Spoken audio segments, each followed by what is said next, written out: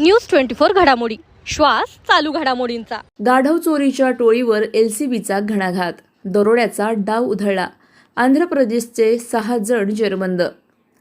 पाथर्डीच्या करंजी घाटात दरोड्याच्या तयारीत संशयास्पदरित्या थांबलेल्या आंध्र प्रदेशातील 6 जणांना स्थानिक गुन्हे शाखेने ताब्यात घेतले आहे।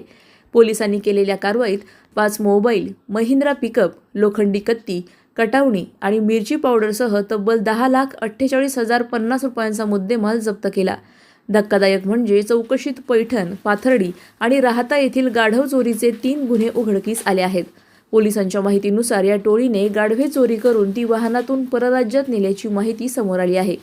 दरोड्याचा डाव आणि गाढव चोरीचा धंदा दोन्हींवर एलसीबीचा एकाच वेळी घणाघात। या प्रकरणी पाथर्डी पोलीस ठाण्यात गुन्हा दाखल करण्यात आला असून पुढील तपास सुरू आहे। अशाच बातम्यांचा आढावा घेण्यासाठी आजच आपल्या YouTube चॅनलला सबस्क्राईब करा। बातमी आवडल्यास लाईक करा आणि इतरांपर्यंत शेअर करा।